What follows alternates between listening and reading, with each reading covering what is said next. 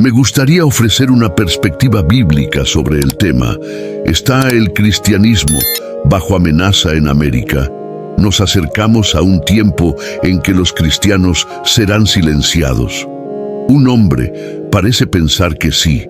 Recientemente leí en algún lugar que el espíritu del anticristo ha sido soltado en la tierra y su sede parece estar en América. Pero antes de continuar, permítanme recordarles esto. El Dios de la Biblia es fiel a quienes confían en Él, así que no hay razón para temer. Jesucristo regresará pronto, por lo que toda la locura que está ocurriendo en el mundo es solo una confirmación de lo que ya sabemos. Para el cristiano atento y perspicaz, hay 3 cosas que habrán notado este año. La persecución está aquí y empeorará. La Biblia lo dice, Jesús nos advirtió sobre ello, y organizaciones como Open Doors y The Voice of the Martyrs están documentando cuán real es. El mundo está listo para la aparición del anticristo. Muchas cosas hoy en día son antidios, anticristianismo y anticristo. Es como si se estuviera preparando el terreno para que el hombre de pecado, el inicuo, haga su gran entrada en el escenario mundial. Estamos viendo cómo se difuminan las líneas de la moralidad, del bien y del mal. Esto me indica que la guerra espiritual entre las fuerzas de la oscuridad y las fuerzas del bien se ha intensificado.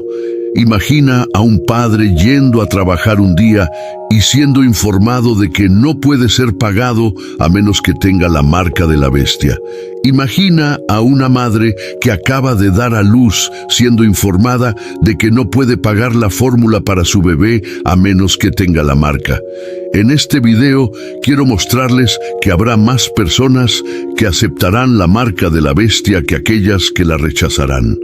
A todos les gusta pensar que si se les diera la opción de jurar lealtad al anticristo o rechazarlo y perder la vida, muchos asumirían que rechazarían la marca de la bestia.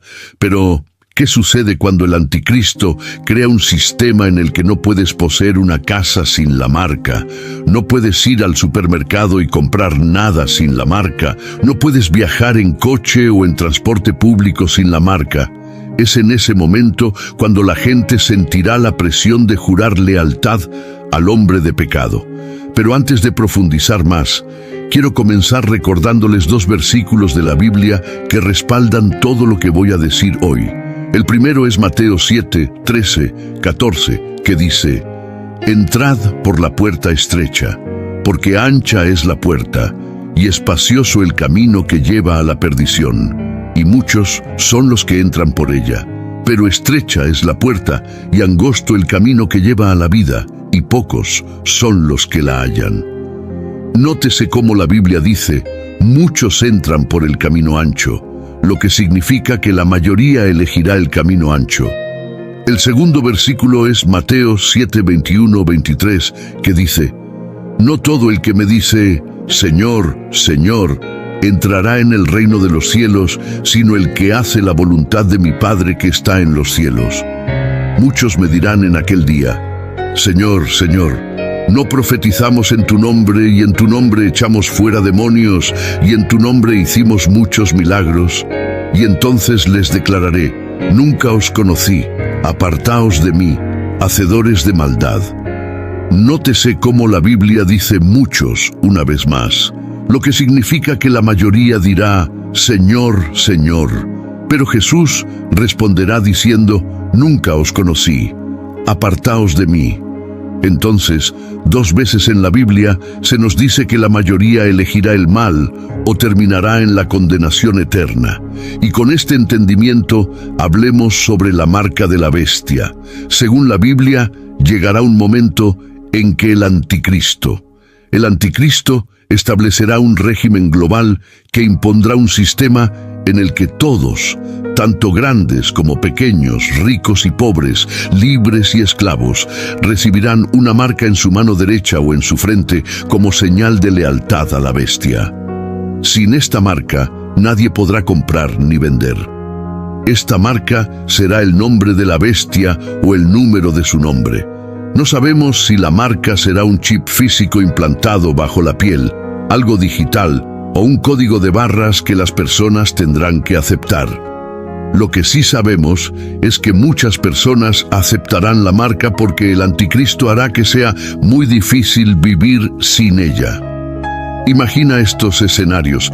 Todas las grandes instituciones del mundo, como bancos y hospitales, exigen la marca para pagar tus facturas médicas o realizar cualquier transacción bancaria. Imagínate que te dicen que solo puedes pagar tu hipoteca o tu alquiler si tienes la marca. ¿Qué harías?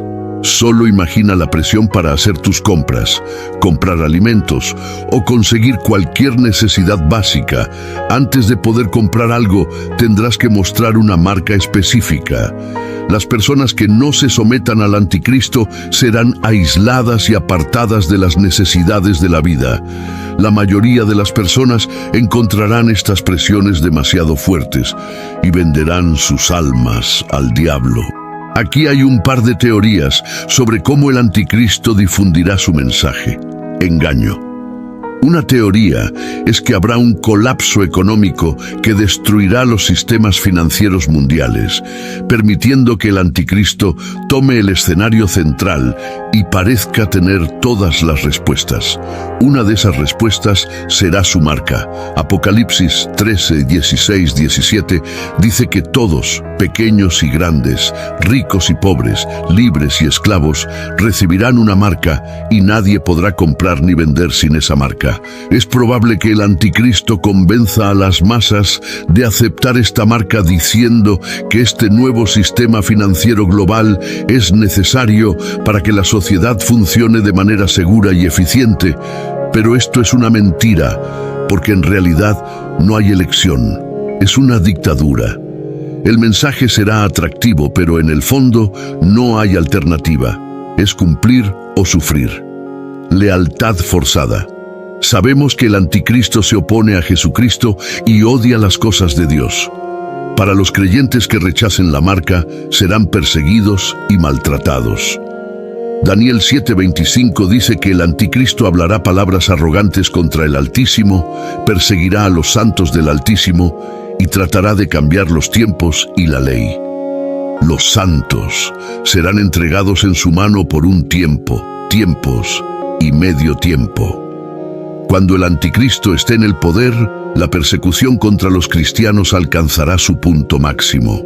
Creo que activamente cazará a los cristianos y estará en una misión para perseguir a cualquiera que se niegue a aceptar su marca y mantenga la fe en Jesucristo.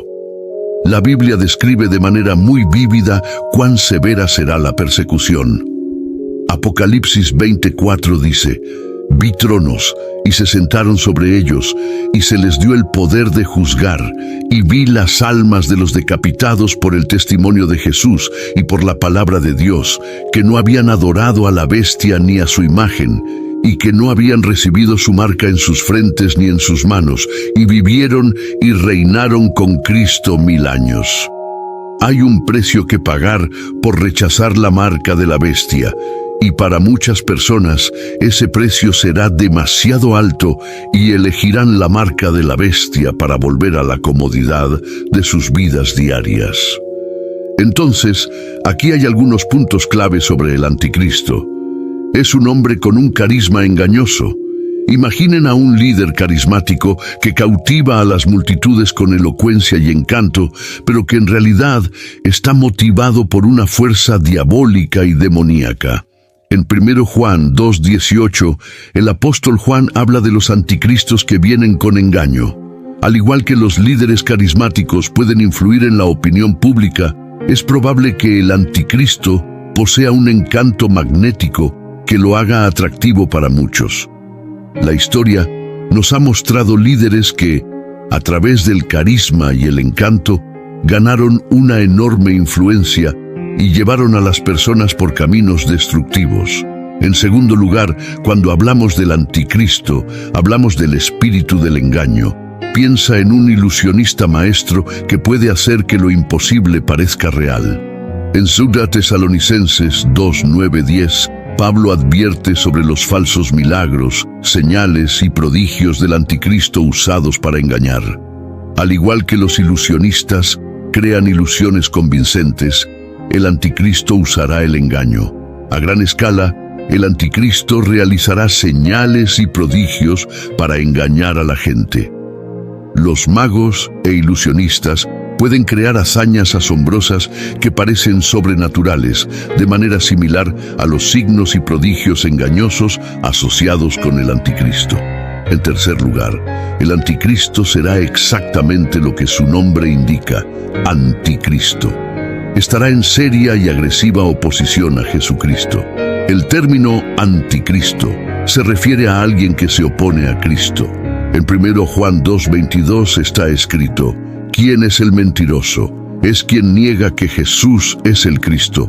Tal persona es el anticristo, que niega al Padre y al Hijo. El anticristo se opondrá activamente y negará la divinidad de Jesucristo. Pero mi punto final es que el anticristo será derrotado. Imaginen a un conquistador que eventualmente es derrotado y derrocado. En Apocalipsis 19:20 leemos sobre el destino final del anticristo. Pero la bestia fue capturada, y con ella el falso profeta que había realizado las señales en su nombre. Con estas señales había engañado a los que habían recibido la marca de la bestia y adorado su imagen. El anticristo puede tener una temporada de aparente éxito, pero su destino final es la derrota y el juicio. El diablo es una amenaza, pero Jesucristo es todopoderoso y ya ha derrotado a Satanás. El anticristo puede tener algo de poder en esta tierra, pero Jesucristo tiene todo el poder en el cielo y en la tierra. El mal puede parecer estar en todas partes, pero el Espíritu Santo te fortalecerá donde quiera que estés. Mayor es el que está en ti que el que está en el mundo. Si tú y yo podemos mantener nuestros ojos enfocados en Jesucristo, si podemos mantener nuestros corazones saturados con el Evangelio de Jesucristo y nuestras mentes fijas en la palabra de Dios, entonces no importa lo que haga el enemigo o cuánto poder tenga en este mundo, porque en el Señor puedes vencer cada flecha enviada por el enemigo. Con Dios de tu lado, tú y yo no tenemos nada que temer. Mientras el mundo puede elegir seguir a la bestia o ser guiado por el espíritu del anticristo, aquellos que permanecen en Jesucristo, siendo guiados por el espíritu de la verdad, son las personas que serán salvadas. Déjame decirte cuál creo que es uno de los mayores problemas que tenemos como creyentes.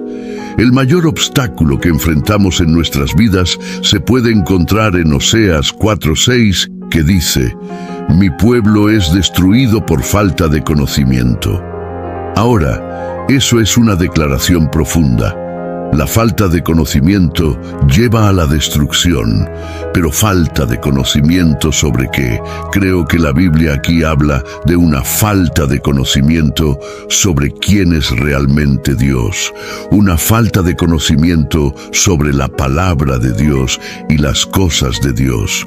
No tener conocimiento en estas áreas significa que no puedes discernir a Dios de un diablo engañoso. La Biblia nos dice en Apocalipsis 12 que el diablo fue arrojado a la tierra y sus ángeles fueron con él. Apocalipsis 12:7 habla de una guerra que estalló en el cielo. Miguel y sus ángeles lucharon contra el dragón, el diablo, y dice: el dragón y sus ángeles lucharon, pero no fueron lo suficientemente fuertes y perdieron su lugar en el cielo. Ahora olvidamos esa parte. El diablo se rebeló con sus ángeles. Aquí es donde necesitamos conocimiento. Si 1/3 de los ángeles fueron expulsados del cielo, ¿qué crees que hacen? Y recordemos que estos ángeles tenían un papel en el cielo. Por ejemplo, mira a Miguel, el ángel de la guerra, mira a Gabriel, el mensajero, y Lucifer, cuando estaba en el cielo, era el principal músico. Pero si el diablo fue expulsado del cielo con otros ángeles, ángeles que tenían roles, responsabilidades y funciones en el cielo, entonces la palabra de Dios es absoluta en su precisión, cuando dice que no luchamos contra carne y sangre, sino contra principados, contra poderes, contra los gobernadores de las tinieblas de este mundo, contra maldad espiritual en lugares altos. Estos ángeles caídos tienen rangos, son jerarquías demoníacas y espíritus territoriales. Es por eso que, como hijos de Dios, no debemos jugar con la guerra espiritual. Necesitamos aplicar el conocimiento que está en la palabra de Dios, que nos dice: ponte toda la armadura de Dios para que puedas resistir las artimañas del diablo. A nuestro alrededor hay noticias, y muchas de ellas son malas. Solo mira cualquier gran medio de noticias. ¿Qué hay en su boletín hoy? Probablemente un incidente trágico, un ataque desafortunado, un informe sobre una amenaza de guerra de un país a otro, o una cobertura del último desastre natural que ha dejado a personas sin hogar. Muchas de las noticias que consumimos son malas noticias. Muy rara vez las noticias de tendencia son algo alentador. Pero hay otra manera de abordar las noticias, una forma equilibrada, la forma que Jesús nos mostró. Él les dijo a sus discípulos cómo manejar las noticias, y su conversación sobre esto se informa en los 3 evangelios sinópticos. Tomemos el informe de Mateo en los capítulos 24 y 25. Jesús da una visión general de las noticias. Dijo que la historia tendrá un final. Todos estos eventos en las noticias de televisión están llegando a un punto final, un fin que Dios ha establecido. Esta es la visión general de las noticias. Dios es el Señor, firmemente en el trono, y ha dispuesto que este mundo nuestro termine cuando Él lo decida. No sabemos cuándo será. Jesús dijo que solo el Padre conoce el tiempo. Ahora está claro que Jesús un día aparecerá en poder y gran gloria. De hecho, 1 Tesalonicenses 4, 16, 17 dice: porque el Señor mismo descenderá del cielo con un grito de mando, con la voz del arcángel y con la trompeta de Dios, y los muertos en Cristo resucitarán primero. Luego nosotros, los que aún vivimos, los que hayamos quedado, seremos arrebatados junto con ellos en las nubes para recibir al Señor en el aire. Y así estaremos con el Señor para siempre. Así que esta es la visión general. La tierra se dirige hacia un final maravilloso que Dios ha diseñado y dispuesto. Cuando Jesús estaba hablando a sus discípulos sobre los signos del fin de los tiempos, básicamente les dijo que el mundo se dirige hacia una dirección donde muchos de los titulares de noticias no serán buenos. Escucharemos muchas cosas. Dijo que oiremos sobre guerras que se luchan en lugares distantes. Habrá rumores de guerra, noticias de naciones en conflicto y discutiendo, informes de hambrunas y terremotos, y así sucesivamente. Mezclado con esto, también habrá buenas noticias.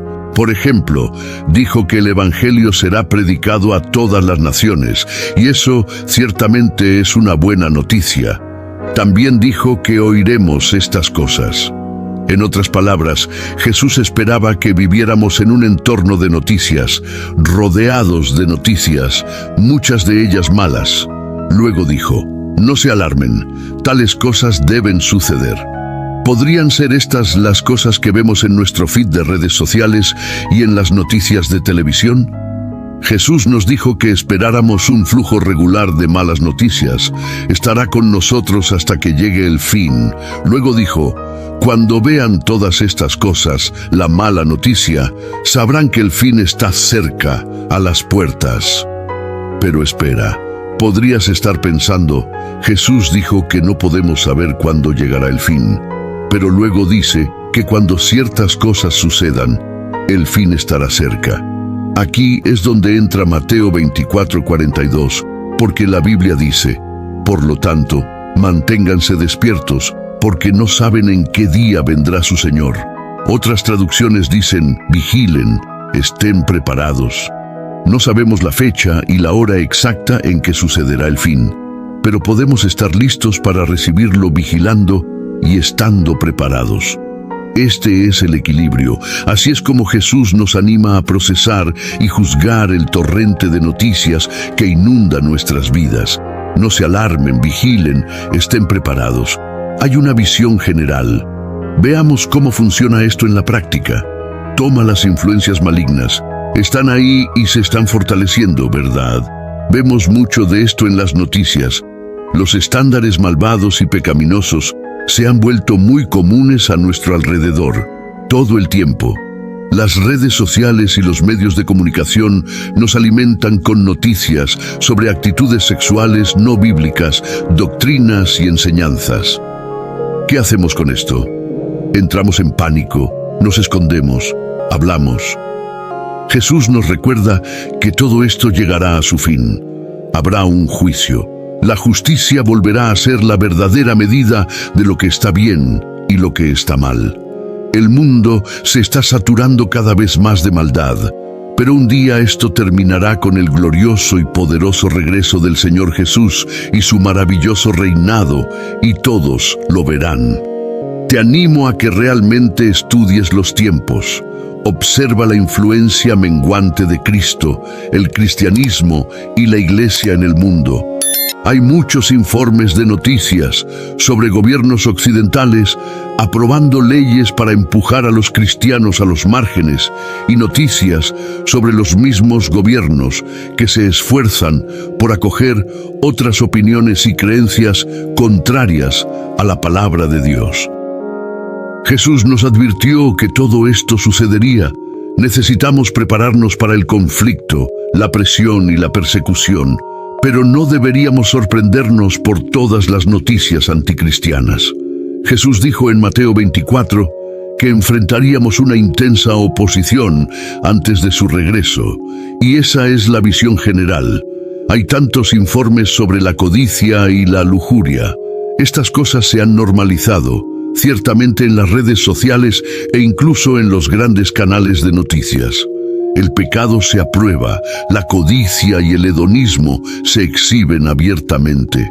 Pero Jesús nos enseñó cómo enfrentar el aluvión de noticias que promueven estas cosas. Al final, las cosas serán juzgadas por un Dios justo y la justicia será recompensada. La palabra de Dios nos ha dado muchas advertencias sobre lo que vendrá. Como creyentes debemos estar preparados. Las noticias de desastres, guerras y rumores de guerras, hambrunas y pestilencias deberían ser razón suficiente para buscar a Jesucristo aún más, para tener más hambre de Él. Jesús dijo en Lucas 17:34-36, les digo que en aquella noche estarán dos en una cama, uno será tomado y el otro será dejado. Dos mujeres estarán moliendo juntas, una será tomada y la otra dejada.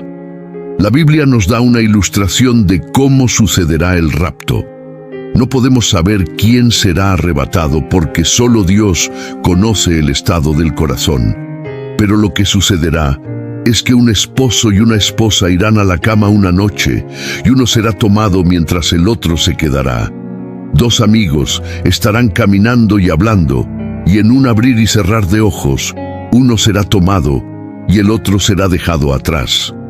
En todas estas ocasiones, solo la persona pura de corazón será tomada, aquella que vive para Jesús y bajo la guía del Espíritu Santo. No importa si tu esposa ora mucho o tu esposo es un gran donante, cuando Jesucristo regrese, lo único que importará es si tienes una relación con Él. No todos se irán en el rapto. Los no creyentes serán dejados atrás. Algunos creyentes habrán retrocedido y serán dejados, y otros creyentes serán dejados porque tienen secretos que solo ellos conocen y que Dios ve. No puedes permitirte ser ignorante sobre la segunda venida de Jesucristo. Deberías estar esperando con ansias la segunda venida de Cristo, anhelando ser arrebatado en el aire con el Hijo de Dios. Y tenemos esta promesa, la promesa de un lugar en la eternidad y su compañía pura y siempre satisfactoria. Voy a preparar un lugar para ustedes, dijo en Juan 14, y volveré y los llevaré para que estén conmigo donde yo estoy. Mantente vigilante y preparado. Creo que es hora de despertarnos, de estar atentos y listos, porque ya sea que el Señor aparezca en un abrir y cerrar de ojos, o cada uno de nosotros aparezca ante Él en un instante, de una manera u otra, es tiempo de estar listos. El día del Señor está cerca. No queremos ser sorprendidos durmiendo como aquellos en el mundo. La Biblia dice que Él vendrá como un ladrón en la noche. ¿Estarás listo o estarás distraído por las preocupaciones de este mundo? ¿Estarás listo o estarás atrapado en los placeres de este mundo? ¿Estarás listo o permitirás que la ira, la avaricia, la envidia o el pecado te distraigan de lo que realmente importa? Cuando pensamos en la obra de Satanás, a menudo pensamos en posesiones demoníacas y actos extremos de terror. Aunque Satanás a veces actúa de esa manera, su modo principal de trabajo es mucho más sutil. Su objetivo es tratar de engañarnos e influenciarnos para pecar. Él está completamente satisfecho si puede engañarnos para pecar sin que nosotros siquiera sepamos que es Él. Es como una serpiente en el jardín, lista para atacar. Una vez que muerde, se esconde para que no veamos de dónde viene la mordedura. Debemos tener cuidado con la serpiente escondida en nuestro jardín. Su nombre es Satanás. La primera vez que vemos al diablo intentar engañar a alguien para pecar es al principio de la Biblia, en Génesis 3. En 6 días, Dios creó todo el universo y el séptimo día descansó. Mientras creaba el universo, también creó a Adán y Eva. Adán y Eva fueron creados a imagen de Dios. No había pecado en el mundo. Solo había una regla para Adán y Eva: no comer del fruto del árbol del conocimiento del bien y del mal. Satanás quería que rompieran esa regla y pecaran. En Génesis 3:1, la Biblia nos dice que Satanás es astuto. La serpiente era más astuta que todos los animales salvajes que el Señor Dios había hecho. Esto significa que trabaja de manera engañosa. No le dice a Adán y Eva que pequen directamente, intenta engañarlos e influenciarlos para que lo hagan. En lugar de gritarle a Adán y Eva que coman del fruto del árbol, lo hace en un susurro. Vemos el primer intento de Satanás en Génesis 3:3. Pero Dios dijo: no coman del fruto del árbol que está en medio del jardín, ni lo toquen, porque si lo hacen, morirán.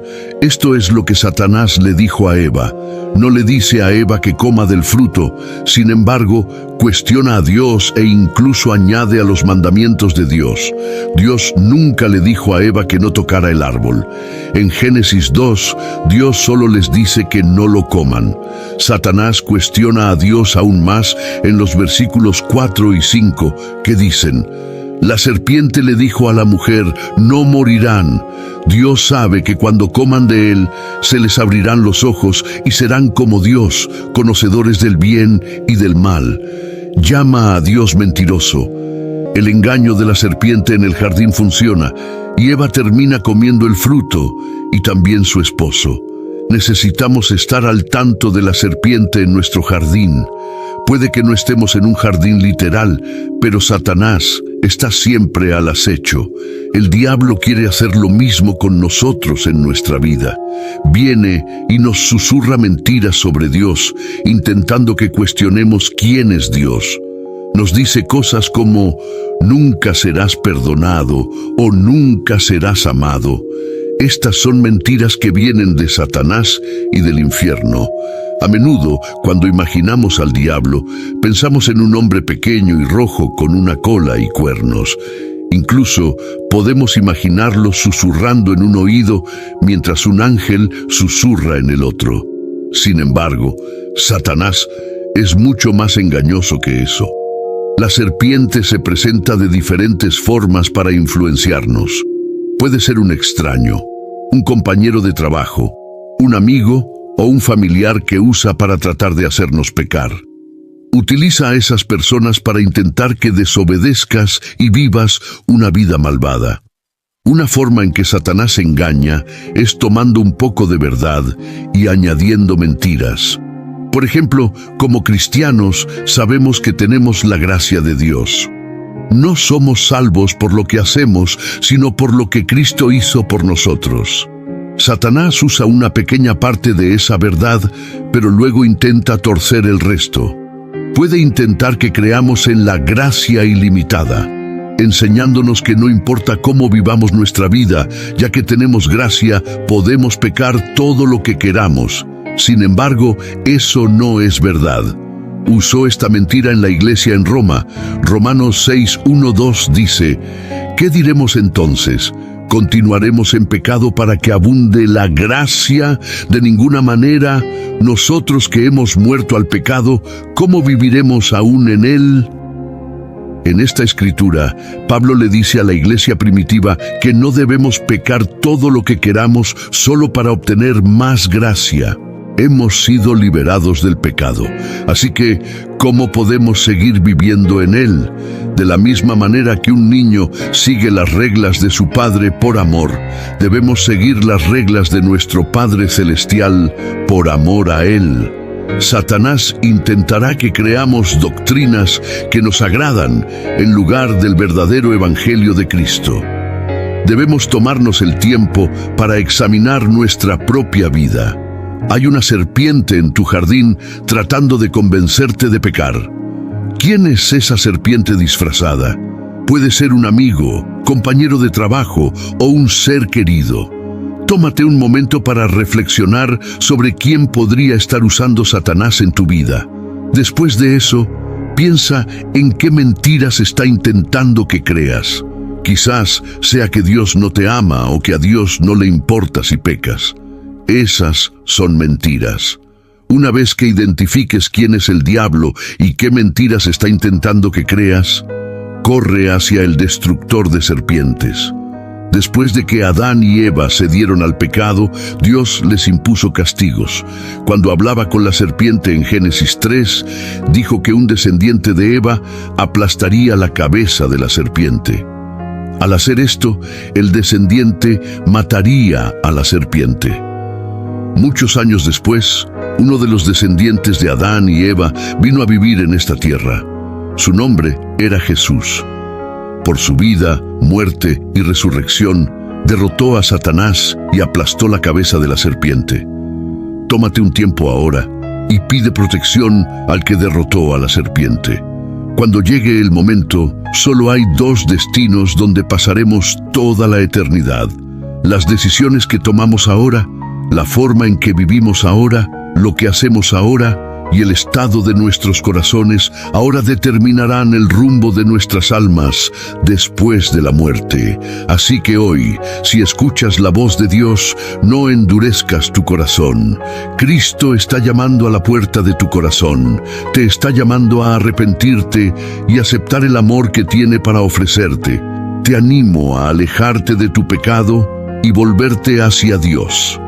El placer terrenal que ofrece el pecado no se compara con la alegría eterna que se encuentra en Jesucristo. El diablo busca matar y destruir, pero Jesús viene a traer vida en abundancia. Solo tenemos una vida para vivir y solo tanto tiempo para vivirla. ¿La gastaremos en nuestros propios deseos egoístas o seguiremos el plan que Dios tiene para nosotros? ¿Viviremos pensando que tenemos tiempo o viviremos para Dios como si hoy fuera nuestro último día en la tierra? Desde la ascensión de Jesús al cielo, ha habido personas que afirman saber cuándo regresará. Incluso algunas personas en la iglesia primitiva pensaban que sabían cuándo volvería Jesús. En los libros de 1 y 2 Tesalonicenses vemos que estaban tan convencidos de que Jesús volvería pronto que muchos dejaron sus trabajos. Casi cada generación de cristianos desde entonces ha tenido personas tratando de predecir la segunda venida de Jesús. Jesús nos dice que no nos enfoquemos en cuándo volverá, porque nadie lo sabe, sino que nos enfoquemos en vivir una vida que honre a Dios en preparación para su segunda venida. Mateo 24, 36, 44 dice: pero del día y la hora nadie sabe, ni los ángeles del cielo, ni el Hijo, sino solo el Padre. Porque como en los días de Noé, así será la venida del Hijo del Hombre. Porque como en los días antes del diluvio, estaban comiendo y bebiendo, casándose y dándose en matrimonio, hasta el día en que Noé entró en el arca, y no supieron hasta que vino el diluvio y se los llevó a todos. Así será la venida del Hijo del Hombre. Entonces estarán dos en el campo, uno será tomado y el otro dejado. Dos mujeres estarán moliendo en el molino, una será tomada y la otra dejada. Por tanto, velad, porque no sabéis a qué hora ha de venir vuestro Señor. Pero sabed esto, que si el dueño de la casa hubiera sabido a qué hora de la noche iba a venir el ladrón, habría estado vigilando y no habría dejado que su casa fuera robada. Por tanto, también vosotros estad preparados, porque a la hora que no pensáis, vendrá el Hijo del Hombre. Los discípulos le preguntaron a Jesús cuándo volvería. En lugar de darles la respuesta que querían, les dijo que nadie lo sabe. Justo después de eso, Jesús dice que su regreso será como en los días de Noé.